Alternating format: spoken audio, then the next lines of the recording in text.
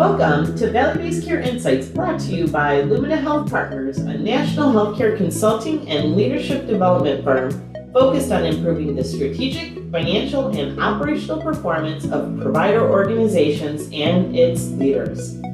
On this program, we explore trends and share valuable insights on how health systems and medical groups can navigate this increasingly complex healthcare environment and shift then to transform the delivery of care. Value-Based Care Insights is hosted by Daniel Marino, Managing Partner of Lumina Health Partners. With over 3 decades of experience, Daniel specializes in helping organizations shape their strategic initiatives in areas of population health, clinical integration, physician alignment, information technology, and board retreats. For additional insights, visit our website, luminahp.com, and sign up for our newsletter. Dan, over to you. Welcome to Value-Based Care Insights. I'm your host, Daniel Marino. In today's episode, we're going to spend some time talking about cardiovascular service lines. As I've mentioned in previous episodes, hospitals have focused a lot of attention on expanding their capabilities in different service lines. Some hospitals and health systems and even some physician groups have spent a lot of time expanding primary care service line, orthopedic service line, but cardiovascular service line is interesting in the fact that it touches a lot of different subspecialties and incorporates a lot of different areas of needs within the patient populations, if you will. And there's been a couple of real drivers for that. I think one is that as our population starts to age, cardiovascular services is an important element that patients are looking for to continue to allow for a healthy lifestyle. What we're also starting to see is that as we start to advance into population health and we track our outcomes and we look at social determinant factors, cardiovascular care is a natural progression that patients are looking to really begin to manage around. Payers are looking for it in terms of being able to track a lot of our outcomes. And it does provide a pretty strong economic opportunity for hospitals, for health systems, and frankly, for physician groups. Well, to continue the discussion today, I am really pleased to have a great guest joining me today, Dr. Salti. He is a physician with a very prominent cardiovascular group, has worked in obviously cardiovascular services in all of his career, but he brings a very interesting perspective to our conversation today. Not only is he involved in the growth and the direction of cardiovascular services of his group, but he's also very involved in a lot of the population health and value-based components related to cardiovascular care as well. Dr. Salti, welcome to the program. Thank you for having me. Pleased to be here. So, Dr. Salti, when you think about where cardiovascular care has gone, boy, it's made tremendous amount of leaps over the years. Reflecting back, what do you see are some of the biggest changes that has affected you, your colleagues, I guess the specialty in total? There have been a lot of changes over the years, and this is an ever-changing service line and product. And I look back to even my medical school and my early training years. I was in Michigan Medical School, University of Michigan, and Northwestern for training. And if you think about those times, these were hubs, tertiary care hubs, where patients would come to from all over the state and sometimes from all over the country to see a particular specialist, whether it's in cardiovascular care or any other specialty. And they come, they get their service there, they may stay for a period of time, even in the local geography, and then they go back to their locales. And over the years, some of the earliest changes is where institutions are bringing the care more to where patients are. And so the geography has become different in terms of where the care is offered, what the patients have to do to access that care, and that's just to begin with. Right. I agree with you. I've had the opportunity early in my career. I worked with a pretty large integrated cardiovascular group, and it's always been a specialty that's been near and dear to my heart. I provided a lot of practice administration for the group. And you're right. We set ourselves up for a destination center. And now it seems like through a lot of the advancements of technologies, through a lot of the advancements of therapies and so forth, care has become a lot more localized. But what I'm also seeing, and I would be interested in hearing your thoughts on this, it used to be that cardiovascular services, the interventional side, was very transactional based, right? So a patient became a candidate for surgery, we immediately put them in surgery, and then they transitioned out. Now within cardiovascular care, it's very integrated, it's managed, it's focused. So as a patient becomes a candidate for cardiovascular care, they're monitored, there's a lot of therapies. The interventional side almost becomes, I don't want to say a last resort, but it's certainly not the first resort of treatment as we begin to think about that. And so it's really expanded the whole dynamics of what cardiovascular services really is. How has your group really responded to that? It's absolutely it's a reality and a challenge that every group has to deal with, and it's actually every group has to embrace. And this actually speaks to the comprehensive care of the patient. The patient does not come and see you just to get a procedure and to go through the procedure well. The patient wants to be healthy, to have good outcomes, to live life the way they desire. And so this is not simply taking care of them is not simply about performing a procedure and having a good outcome of the procedure. So even our outcomes are not measured based on procedure complication rates or success or failure. Our outcomes based on how are patients doing overall. Are they even satisfied with the care, just in terms of patient satisfaction? And so it's and then the services we have to offer them are not have to be comprehensive. They cannot be to be a successful service line.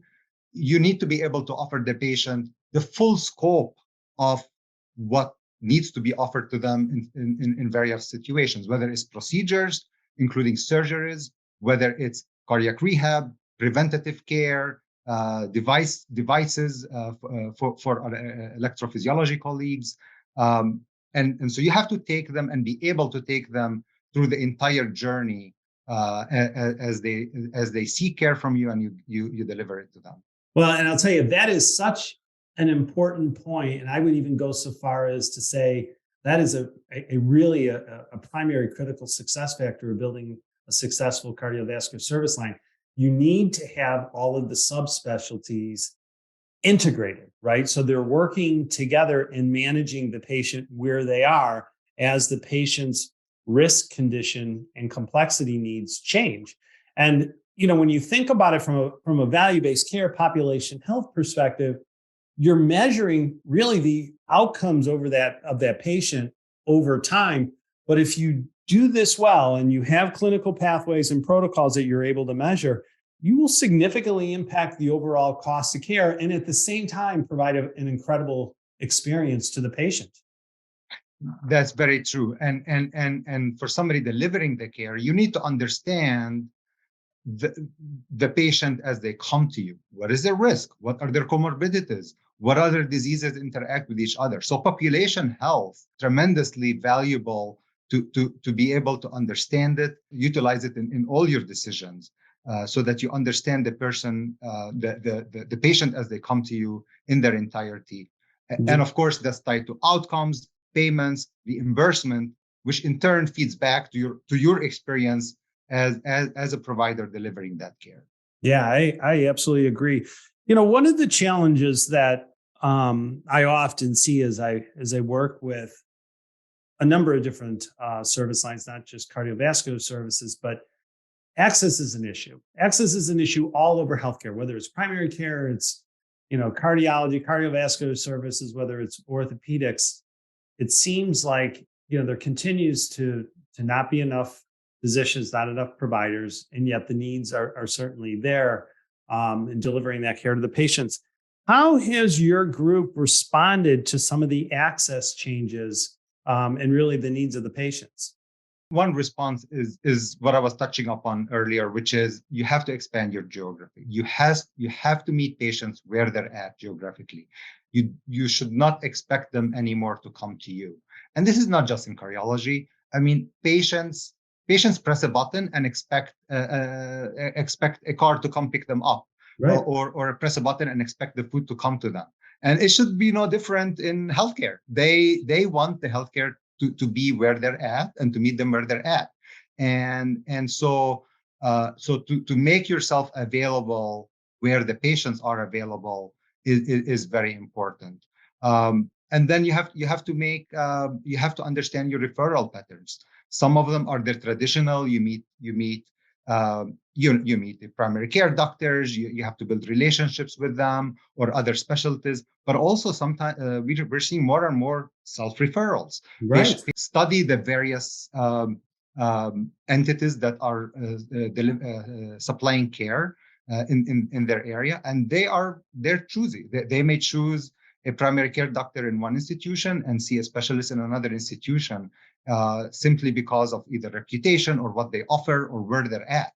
Right, or convenience for that matter. Convenience, and you have to remember, a lot of patients are not even seeing the traditional primary care. They're getting their services in alternate locales, whether it's at the pharmacy even. So how they come to you is different, and you need to meet them where they're at.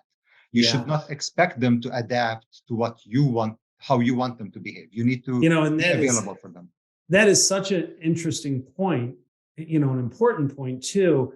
The paradigm shift, I think, is we all are going through right now to provide more convenience-based healthcare services is something that is critical, and patients are asking for that. In some of the subspecialties, I think we tend to focus more on that traditional way of delivering care, where we want the patient to actually make the appointment and come to see the physician. But you are spot on. You need to have a lot of different types of opportunities to connect with the patient, whether it's through telehealth or it's through other types of conversations, or be open to the fact that, patients may be self-referring. And so that relationship with the patient versus the relationship with their PCP, frankly, may be a little bit different. If you're just tuning in, I'm Daniel Marino, and you're listening to Value-Based Care Insights. I am here talking to Dr. Hani Salti. We're discussing the advancement of cardiovascular service lines and Dr. Salti's perspective on what makes for a successful service line. Great discussion. Dr. Salti, as I think about the value-based care component of this, an area that I think is always a little bit of a challenge is as we start to think about really aligning the patient with their primary care. Many patients that are within cardiovascular services see their cardiologist as their primary care physician, right? And cardiologists are internal medicine trained, and many of them do a fantastic job of providing primary care services. How do you manage that within your group? Do you assume some of that primary care responsibilities for the patient, helping you to kind of manage the total complexity and needs of that patient? Or is your preference to send them back to the primary care physician and maybe have that collaborative working relationship with the PCP? I think as a group, our preference is to have a collaborative relationship. Having said that, we have seen the whole breadth of how patients perceive. Yeah, I can imagine. Sure. Yeah. And some of our maybe older cardiologists who have been in practice decades still assume the primary care responsibility. Some of our younger guys also may function like that in certain situations, but then generally, and I think that's true for most, is we try to encourage them to to have a relationship to keep the relationship with the primary care doctors. And if they don't have it because they saw you primarily without a referral, we definitely encourage them to establish a relationship with a primary care doctor. Yeah, and I do think that's probably the preferred approach, right? To really create that alignment, and from a value-based contracting standpoint, we're constantly looking at who the patient is attributed to and really putting together a very collaborative, very comprehensive approach to managing that care, not just for cardiovascular services, but if the patient has, say, a GI issue, or orthopedic issue, or whatever the case may be, it's coordinated through the primary care. So that makes a lot of sense. Yeah, absolutely. And population health is not an individual effort. You can't expect a particular specialist to capture the entire risk of your patient, and let alone the whole population. So it is a team collaborative effort with multiple, of course, primary care, but all the specialists have to participate in capturing their respective, conditions of the patients and documenting on it. And so it has to be a collaborative effort for it to be successful. Yeah. Great point. I absolutely agree. When you look at cardiovascular care over the last couple of years, we're seeing a lot of pressures to shift a lot of the care that's being delivered, mostly the interventionalist or procedural type care. A couple of years ago, a vast majority of it was done in the hospital on an acute basis. More and more now is being shifted to the ambulatory setting or the outpatient setting. How has your group dealt with that? How have you managed that transitions that undoubtedly have occurred? So it's a challenge. And again, challenges have to be embraced. Yeah, but it is a challenge. And so it's about, number one, access. So again, you have to shift some of the services to ambulatory, which enhances access to the patient. But also, you need to be able to deliver the same quality of care in all these settings that you're at. So and that's true not just on the provider side, but even a patient may come and have an echocardiogram performed in an offsite versus in the hospital. The quality of that echocardiogram needs to be the same. And so you need to train your sonographers, you need to train the support staff to be able to deliver the same quality and the same experience with the patient wherever they meet you. And that is a challenge. We talk about practice variability among providers and physicians, but there could be practice variability in how even our support staff is able to support that care. Oh, absolutely. And I think that level of training, at least initially, is different, right? I mean, there is some training that has to occur more on the outpatient arena, and just making sure that the investments in the equipment are there, and just the overall focus and attention is really given to the ambulatory arena. I think it's easier to accommodate that in the hospital because it's just the philosophy, the mentality. Yes, and even administrative staff are present mostly in the hospitals. They see what's happening, they can see what's on the ground, what's needed. But to have a fully functioning offsite that's able to deliver the same quality, that site needs to be functioning independently. And no, I agree with you. Yeah. So if given where your group has gone and some of the upcoming challenges or changes that are undoubtedly occur, we talked about many of them here today. Let's say the impacts of population health and value-based care, shifts in the site of care from acute to ambulatory, working with the different providers and managing the care more, collaboratively, so forth. Where do you see the big growth opportunities occurring for cardiovascular services as you sort of, look at your crystal ball and think about where things might go in the next couple of years? So, first of all, the opportunities are always there. The patients are living longer. The cardiovascular disease still remains, the number one prevalence. And so the opportunity for growth is there. You need to be able to meet it with access, comprehensive care, quality care, the scope of care that you deliver, and you need to be able to build all those elements that can support your care, whether it's the interventional side, the structural side, the heart failure side, the EP side, preventative, weight management, cardiac rehab. And so the growth will be there as you support those services, but you need to be able to invest in those services and ensure that you deliver, that you have access, the patients have access to them, and you deliver it with good quality. Yeah, and all those elements tied together, like you said, taking advantage of where the environment is going and the reimbursement elements and so forth. As you're thinking, as you were kind of describing that, we've had an opportunity to work with a number of different service lines. The cardiovascular service lines has been one that we've worked with quite a bit. And we've done a lot of strategic development, a lot of areas where we've developed strategic plans and so forth. And you really do have to think about cardiovascular services and the service line as its own separate business, right? Where are we going to grow? How are we going to be able to take the care out to the community? And even how we're going to market ourselves, right? Creating ourselves, branding ourselves around high-performing cardiovascular services. That recognition and connection with the patient becomes really powerful.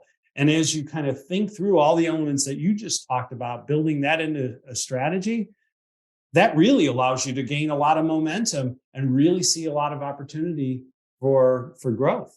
And once you acquire a patient and allow them access into your system, there's a big trickle down effect into multiple divisions within your organization.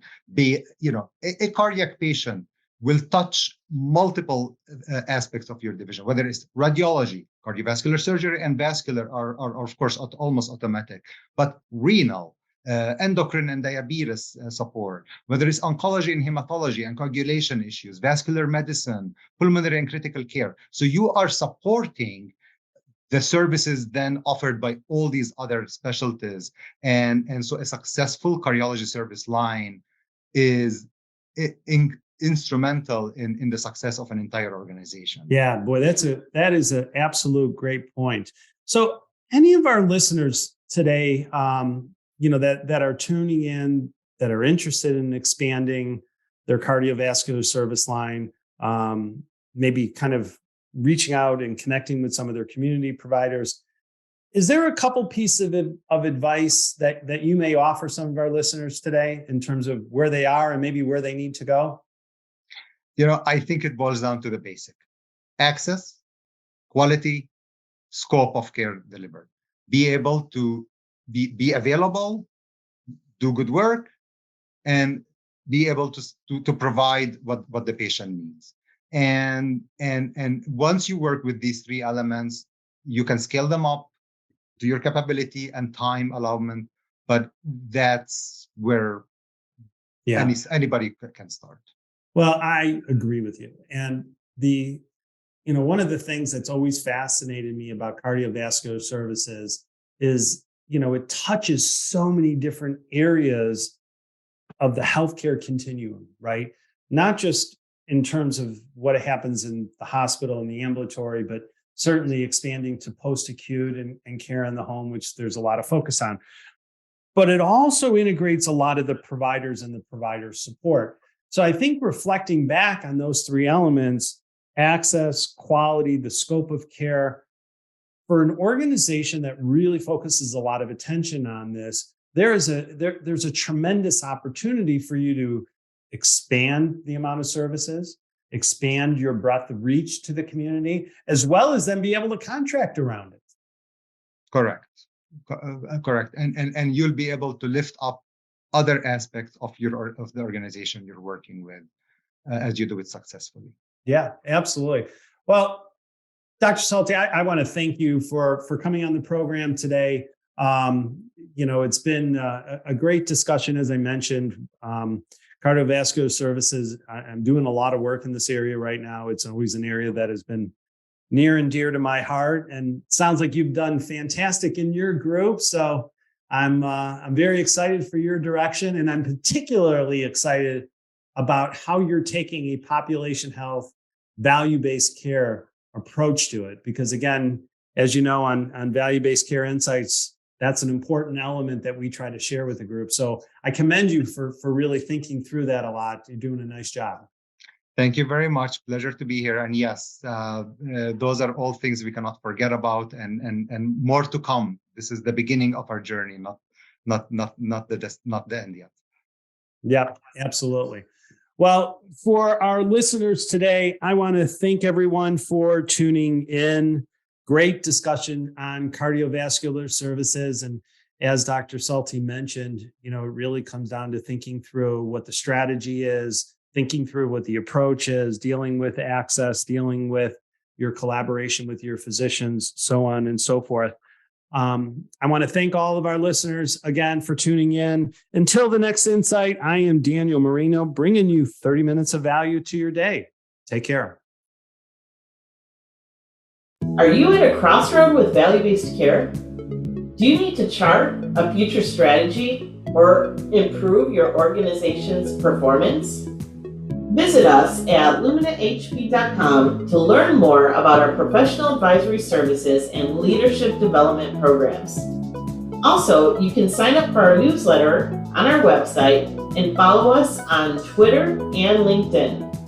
To connect with Daniel Marino or for more information about the show, visit our website or healthcarenowradio.com. Join this conversation using our hashtag VBC Insights.